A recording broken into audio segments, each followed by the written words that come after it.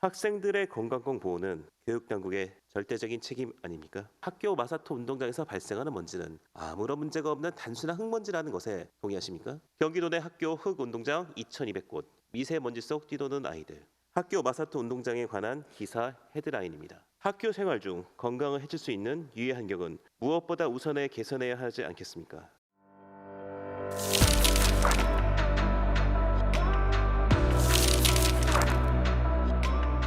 학생들의 건강권 보호는 교육당국의 절대적인 책임 아닙니까? 특히 학교 생활 중 건강을 해칠 수 있는 유해 환경은 무엇보다 우선에 개선해야 하지 않겠습니까? 경기도 내 학교 흙운동장 2,200곳, 미세먼지 속 뛰노는 아이들. 마사토 학교 운동장 유해 물질 검사 대책 필요. 마사토 운동장 의무 유해 검사제 시행해야 등 2020년부터 2024년 현재까지 학교 마사토 운동장에 관한 기사 헤드라인입니다. 학교 마사토 운동장의 위험성에 관하여 관리가 필요하다는 지적입니다. 본 의원이 학생들의 안전에 관심이 많아 작년 행정사무감사 시에도 교통환경 영향평가, 학교 통학환경, 학교 주변 비산먼지 등에 관하여 질의하였으며 학생들의 안전을 위협하는 이 기사들을 주의 있게 살펴보는 중 우리 지역구에서 학교 운동장 비산먼지에 관한 민원이 있어 우리 경기도 교육청 및 전국의 운동장에 관한 조례를 살펴보았더니 경기도 교육청 친환경 운동장 조성 조례만이 있고 운동장 관리에 관한 내용이 없어 운동장 관리에 관한 내용을 추가하여 개정하는 작업을 하며 도교육청과 의견을 주고받는 과정에서 몇 가지 놀라운 점을 알게 되어 질의하고자 합니다. 도교육청 체육관광과에서 보내온 친환경 운동장 조성 조례 일부 개정 조례에 대한 검토 의견 중 일부만 읽어보겠습니다. 학교에서의 비산먼지는 공사장, 바람, 주변 환경 등 그 원인이 다양하기에 주 원인이 마사토 운동장이라고 단정 짓기는 힘들며 조례안의 개정 없이 일부 개정 조례안의 목적을 달성하고 있다고 사료됨. 학교 마사토 운동장 유해성 검사 실시 이유가 무엇입니까? 교육감님, 체육관광에서 말한 것처럼 학교 마사토 운동장에서 발생하는 먼지는 아무런 문제가 없는 단순한 흙먼지라는 것에 동의하십니까? 저희 교육청 입장에서는 무엇보다도 학생의 안전과 건강은 사실은 최우선 과제입니다. 인체의 유해성이나 이런 부분들에 대해서 위험하지 않도록 하는 이런 여러 조치들이 병행이 돼야 될 것 같습니다. 실내 체육이라든가 이런 것들을 좀 병행하도록 프로그램들을 현장에서는 운영하고 있는 것 같습니다. 그래서 이 체계에 관한 문제, 우리가 어떻게 좀 체계적으로 대응하느냐는 문제에 대한 구체적인 문제는 지금 완벽하게 마련되어 있지 않은 상태입니다. 그 세부 사항에 대해서는 융합교육국장이 답변드리도록 그렇게 좀 양해를 부탁드립니다. 네, 경기도교육청 융합교육국장 고하영입니다. 경기도교육청에서는 매년 노후된 마사토 운동장의 안전성을 위하여 마사토 제포설 등을 지원해 왔으며 인조 잔디 및 탄성 포장재 운동장에 대하여 실시하던 유해성 검사를 2021년도부터 마사토 운동장으로 확장하여 학생들이 더 안전한 환경에서 체육 활동을 할 수 있도록 검사하고 있습니다. 유해 물질이 초과 검출된 학교에 대해서는 신속한 조치가 이루어지도록 적극 추진하겠습니다.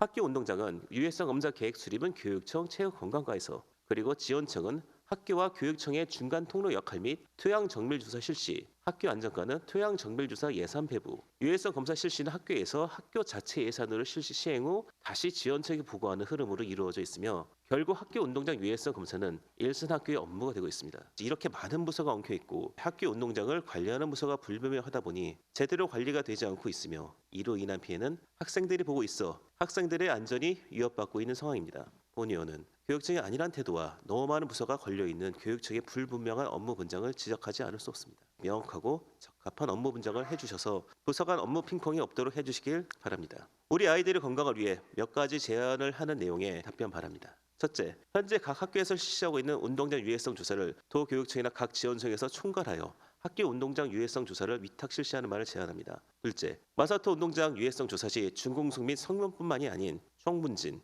흡입성 문진, 그리고 이산화규소, PM10, PM2.5의 미세먼지, 초미세먼지에 대한 부분도 포함할 것을 제안합니다. 셋째, 비산먼지는 계절이나 기상 조건에 따라 영향을 받으므로 운동장 비산먼지의 흡입 노출 평가를 연 2회 이상 실시할 것을 제안하는 바입니다. 넷째, 비산먼지 발생을 억제하기 위해 보다 직접적인 해결 방안을 마련을 위해 경기도 교육청 차원에서 예산 지원을 해줄 것을 제안합니다.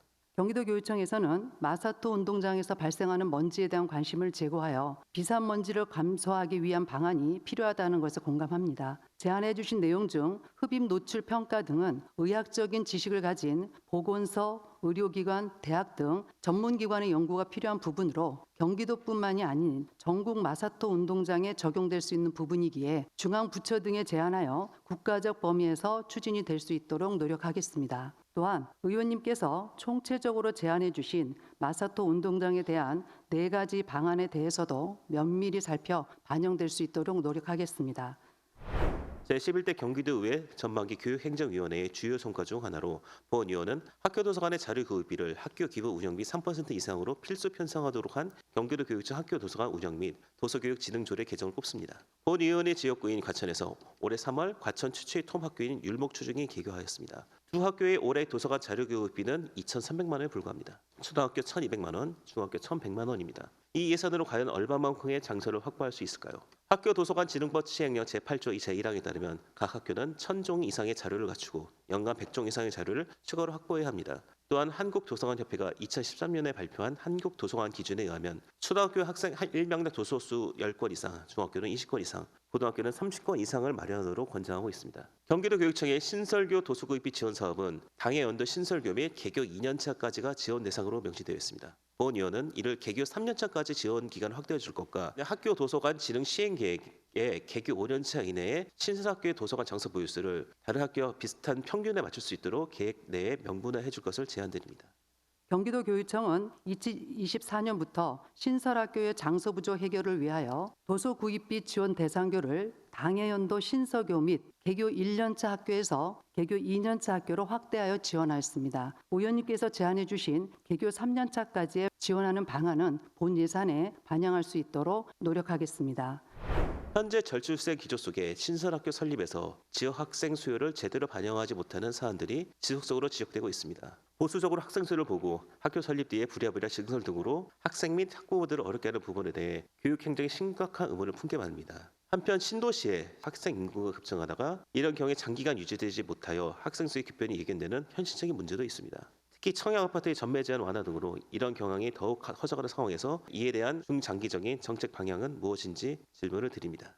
학생 수들이 자꾸 이제 예측하는 거하고 다르게 차이가 있으면은 사실 예측하지 못한 학생들의 입학으로 해서 부족해지는 경우도 있고 합니다. 그래서 모듈러 교실을 일부 활용을 하고 이렇게 하고 있는데 이 모듈러 교실은 사실은 소규모 학교나 임시적으로 쓸 수 있는 시설로는 뭐 그냥 양해할 수 있지만 저희도 근원 대책은 별 수 없다고 생각합니다. 이 지자체하고 도시 계획을 할 때 하는 단계에서부터 이거는 학교 용지를 좀 확보를 하고 또 우리가 미리 입주하기 전에 공동주택이 입주하기 전에 학교에 준비가 돼서 학생들이 멀리 통학을 하거나 아니면은 환경이 어려운 데서 교육을 받아야 되는 이런 일들은 정말 없어야 되겠다 하고 생각을 하고 있는데 의원님들께도 이 부분에 대해서는 양해를 구하면서 부탁을 드리고 싶은 것은 해당 지역에 이런 학교 문제가 있을 때는 좀 단지나 이런 도시 계획을 수립할 때 특히 주택개발 계획을 수립할 때는 이 교육청하고 학교 문제에 대해서 사전에 좀 철저히 협의토록 이렇게 좀 제도화해 줄 것을 좀 이렇게 역할을 해주시면 감사하겠습니다. 폐교 정책에 대해서는 주민들 또는 공유학교라든가 아니면 교육과 관련한 시설로 활용할 수 있는 방법이 있으면 최대한 그렇게 하고 있습니다. 이 주거 환경을 개선하는 그런 재원으로 이거를 전환해서 좀 쓸 수 있는 여지도 좀 마련해 보자 이런 계획을 세워서 이 문제는 조금 더 저희들이 그 세부 계획을 세워서 별도로 한번